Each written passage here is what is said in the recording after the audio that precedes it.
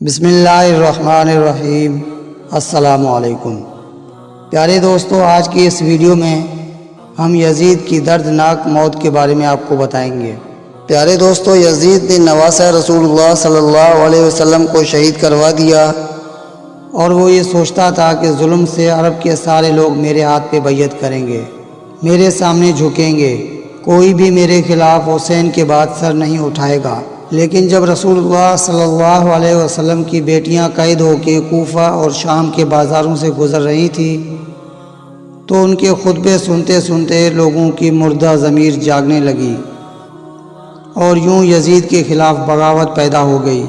ہر کوئی یہ سوچنے لگا کہ اسلام اللہ کا دین ہے، محمد مصطفیٰ صلی اللہ علیہ وسلم اللہ کا رسول ہے اور یہ خاندان اللہ کا محبوب ترین خاندان ہے۔ جس نے اس کے ساتھ ظلم کیا اس کو بادشاہ کہنا سب سے بڑا گناہ ہوگا۔ اور یوں مدینے والوں نے یزید کی بیعت کرنے سے انکار کر دیا۔ یزید نے مدینے پر حملہ کیا۔ تاریخ میں لکھا ہے کہ 3 دن تک یزید کی فوج مسجد نبوی میں اپنے گھوڑوں کو باندھ کے اصحاب رسول صلی اللہ علیہ وسلم کے ناموس کے ساتھ بے حرمتی کرتے رہے، اور یوں مکہ سے بھی یزید کے خلاف بغاوت بڑھنے لگی۔ پھر یزید نے خانہ کعبہ پر حملہ کیا اور خانہ کعبہ کو آگ لگا دی۔ اس واقعے کو واقعہ حرا کے نام سے آج بھی یاد کیا جاتا ہے۔ ہر کوئی یزید پر لعنت کرتا رہا، لیکن یزید کسی کو بھی اپنے خلاف دیکھتا تو اس کا سر قلم کروا دیتا تھا۔ لیکن اللہ کی عدالت انصاف کرتی ہے۔ واقعہ کربلا کے کچھ دنوں کے بعد یزید ایک ہلاکت خیز موذی مرض میں مبتلا ہوا۔ پیٹ کے درد اور ہاتھوں کے زخموں کی تکلیف سے معیوب ہوا، یعنی جس طرح مچھلی پانی کے بغیر تڑپتی ہے اس طرح تڑپتا رہا۔ اس کی آنتیں جلنے لگی تھی۔ وہاں کے حکیم پریشان ہونے لگے تھے کہ یہ ایک ایسی بدترین بیماری ہے کہ تمہارا پیٹ اندر سے ختم ہو رہا ہے، جل رہا ہے۔ یزید کو اتنی پیاس لگتی تھی کہ وہ پانی کے لیے ترستا تھا، لیکن جب پانی پیتا تو وہی پانی اس کے پیٹ کو جلاتا تھا۔ وہ اپنے سر کو پیٹتا رہتا تھا اور اس کے محلے کے لوگ یزید کو اس حالت میں دیکھ کر یہ کہتے تھے کہ یہ عذاب حسین ابن علی کو پیاسا رکھنے کی بدولت ہے۔ یزید کو جب اپنی موت کا یقین ہو گیا تو اس نے اپنے بیٹے معاویہ بن یزید کو مر کے بستر پر بلایا اور امور سلطنت کے بارے میں کچھ کہنا ہی چاہا تھا کہ بے ساختہ بیٹے کے منہ سے چیخ نکلی اور نہایت ذلت و حقارت کے ساتھ یہ کہتے ہوئے باپ کی پیشکش کو ٹھکرا دیا کہ جس تاج و تخت پر آل رسول صلی اللہ علیہ وسلم کے خون کے دھبے ہیں میں اسے ہرگز قبول نہیں کر سکتا۔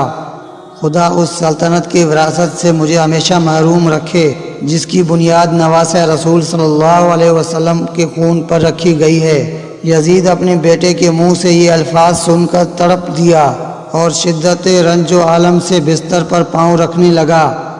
موت سے کچھ دن پہلے یزید کی آنتیں سڑ گئی اور اس میں کیڑے پڑ گئے۔ اس لعنتی یزید سے اتنی گندی بدبو آتی تھی کہ کوئی بھی اس کے پاس نہیں جاتا تھا۔ بہت قیمتی سے قیمتی نجات قسم کے عطر لگائے جاتے تھے، پھر بھی اس کے بدبو نہیں جاتی تھی۔ اگر کوئی حکیم اس کے پاس آتا تو وہ بھی ناک اور منہ لپیٹ کر آتا۔ اس کا پیٹ کیڑوں کی غذا بنتا جا رہا تھا۔ تکلیف کی شدت سے چیختا رہا۔ پانی کا قطرہ حلق سے نیچے اترنے کے بعد کانٹوں کی طرح چبھنے لگ جاتا تھا۔ کہتے ہیں کہ الہی کی مار تھی۔ پانی کے بغیر بھی تڑپتا تھا اور پانی پی کر بھی چیختا تھا۔ ان دنوں میں عرب کے بدترین سے بدترین نشے کو یزید کے سامنے پیش کیا جاتا تھا تاکہ یزید نشے میں رہے اور اس کو یہ درد محسوس نہ ہو، وہ پیاس کے لیے تڑپے نہیں۔ ایسے نشے کی حالت میں سپاہیوں سے کہنے لگا، میرا وہ بندر کہاں ہے جو ہر وقت میرے ساتھ رہتا ہے؟ تو اس کے سپاہیوں نے اس کو بتایا کہ آپ کا بندر جنگل کی طرف نکل گیا ہے۔ وہ اپنے گھوڑے پر بیٹھ کر جیسے باہر گیا تو گھوڑے نے نواسہ رسول کے قاتل کو اپنی پیٹھ سے گرا دیا اور یزید کا پاؤں گھوڑے کے رکاب میں پھنس گیا۔ وہ گھوڑا دوڑتا رہا اور یزید زمین پر گرتے گرتے اس کا سر پتھر سے جا ٹکرایا، لیکن وہ گھوڑا نہ رکا۔ یہاں تک کہ اس کا پورا جسم ٹکڑے ٹکڑے ہونے لگا۔ چند روز تک اس کی لاش چیل کوؤں کی دعوت میں رہی۔ بالآخر ڈھونڈتے ہوئے اس کے سپاہی وہاں پہنچے۔ اس کی لاش نے ایسی ہولناک بدبو تھی کہ قریب جانا مشکل تھا۔ ایک گڑھا کھود کر اس کی سڑی ہوئی لاش کو دفن کر دیا گیا۔ یزید کی قبر شام کے کسی گندے ڈھیر کے نیچے دبی ہوئی ہے، اور لوگ اس لعنتی یزید کی قبر کو دیکھ کے لعنت کرتے ہیں۔ امام علی علیہ السلام نے فرمایا کہ کفر کی حکومت تو قائم ہو سکتی ہے، لیکن ظلم کی حکومت نہیں چل سکتی۔ یزید نشان عبرت بن گیا۔ اس زمین پہ جو بھی ظلم کرے گا، اللہ تبارک و تعالی اس کا نام ختم کر دے گا اور آنے والی نسلوں کے لیے اس کو نشان عبرت بنا دے گا۔ دوستو، اپنی اس ویڈیو کو لائک کریں اور شیئر کریں۔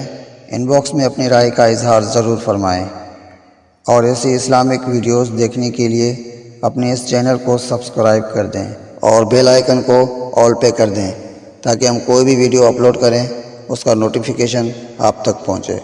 اپنا بہت سارا خیال رکھیے گا۔ اللہ نگہبان۔